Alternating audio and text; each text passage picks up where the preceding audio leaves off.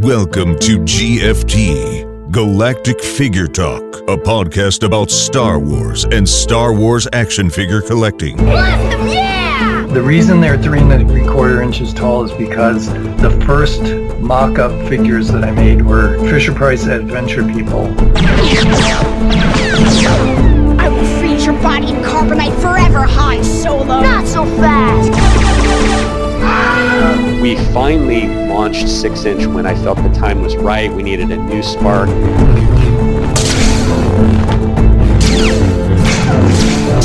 We started selling all of the action figures through the fan club, and our most successful was the Cantina Band. That was enormously one of the best-selling items we've ever sold through the fan club. Whoa! Darth Vader! I used my nephew as a hand model on the Wampa box. He's the one with the little hand that's in there. It's Kenner's new Star Wars action figures.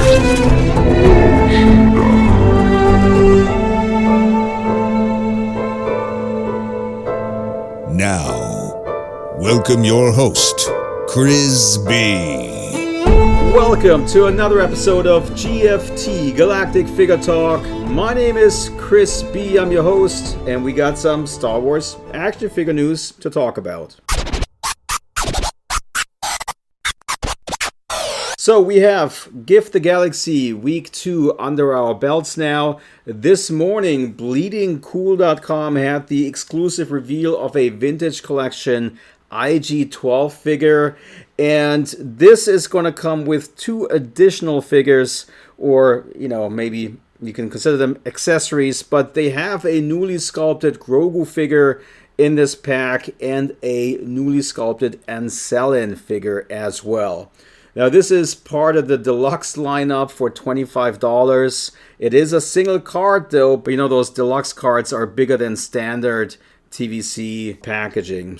Now, there really isn't much to say about it. I mean, Grogu can sit on the inside of IG-12. It's just weird because we've just gotten this figure in the Black Series line, and then seeing it in TVC, I mean, this is, can't help it, but it just feels so stale, The packaging is beginning to look stale for TVC as much as I love it. But then seeing the same figures being released, which are already available in the Black Series line, just adds a little bit more staleness to the whole thing. It's really sad, like really, really sad. I wish I could be a bit more excited about it. I'm happy they're making it, but like I said, it does feel a bit stale at this point. Pre-orders for this one are going to go up tomorrow on November 20th, 2024 at 1 o'clock East Coast time.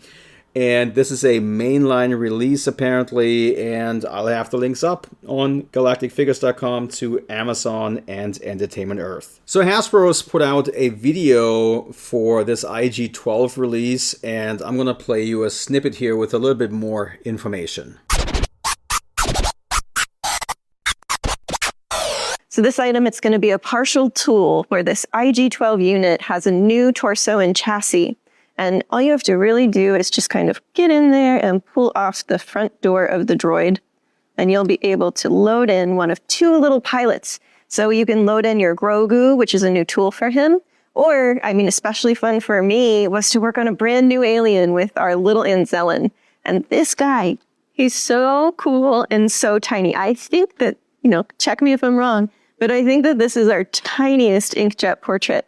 So fun to, create that little alien face. So those droidsmiths, they've just created a really cool mech, and you can even see the little joysticks here.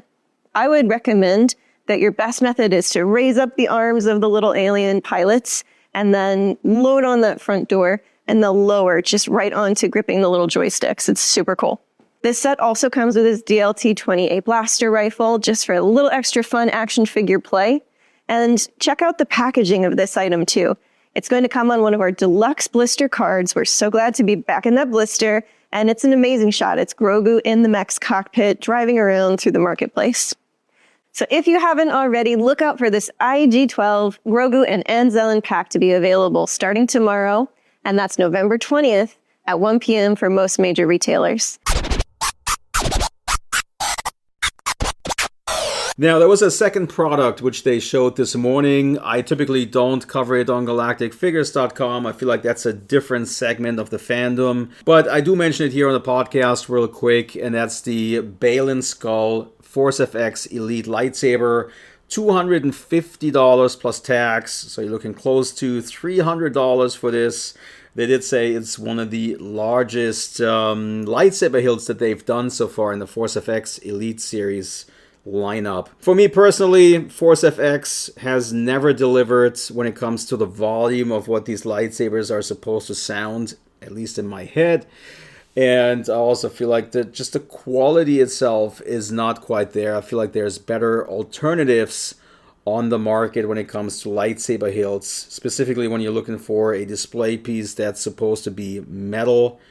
And yeah, I mean, it is what it is, but for a toy, a pretty pricey toy, this might be exactly what you're looking for. So keep an eye out for the Balin Skull lightsaber. So that was it though for Gift the Galaxy. So one TVC figure with IG-12 and, you know, Grogu and the Ansellan. And then also the lightsaber that I just talked about. So that was pretty much it for week 2 of Gift the Galaxy.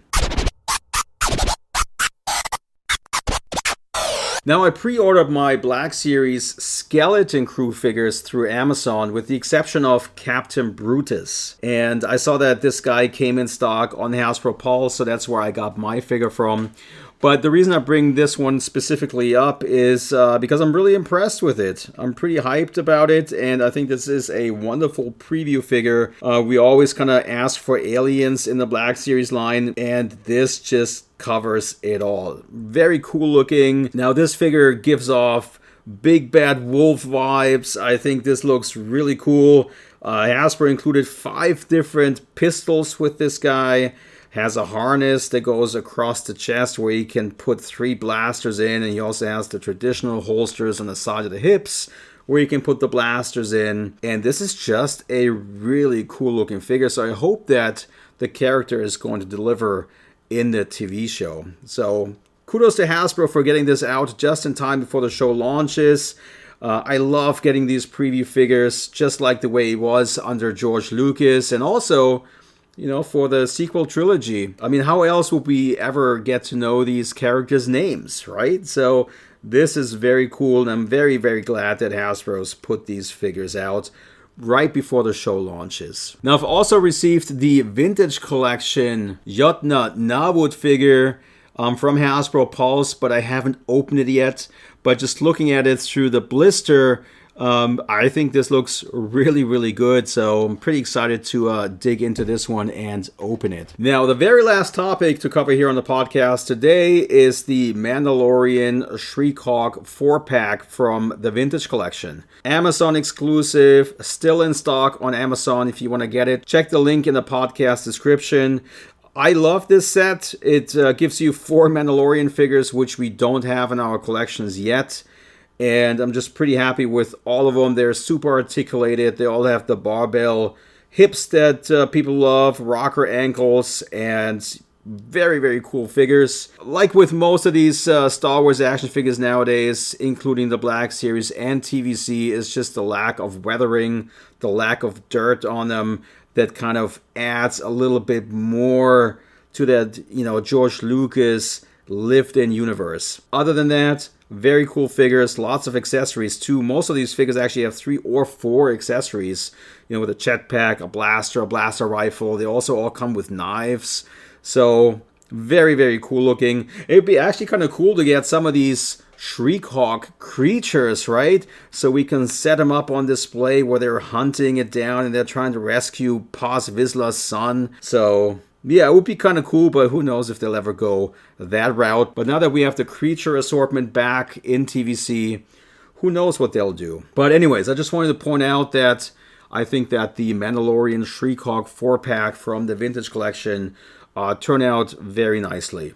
Only downside, of course, is the price at $64.99, but it is what it is these days. There's one more thing I wanted to bring up real quick. I almost forgot about this. How can I possibly forget about this? Hasbro actually posted a video, an unboxing video of the Vintage Collection Ghost vehicle It is pretty cool looking. Check it out if you haven't seen it yet. It's Chris Wright from the Hasbro Star Wars team. And he goes through the box, he pulls all the parts out, he puts the ship together, and you get an idea of how huge this thing is and what is required of you to assemble the whole thing. Very cool video. Glad they put this out there. And yeah, check it out if you haven't watched it yet. So that's it for this episode of GFT, Galactic Figure Talk. Please subscribe, hit the 5-star in your app, please. It helps the show to be bumped up in the ratings, keeps me motivated to keep putting these shows out for you guys. So thanks for listening, and I'll catch you on the next one. It's a wrap for this episode, but the next one is just around the corner, so make sure to subscribe. Meanwhile, have fun browsing over 4,000 Star Wars figures on galacticfigures.com. The Star Wars action figure database. The website helps you look up and identify Star Wars figures. Leave your own figure reviews in the comments or check out photo galleries, figure info, news, press releases, or event coverage from New York Toy Fair and Star Wars celebrations. Thanks for listening. Check the links in the description and remember to subscribe.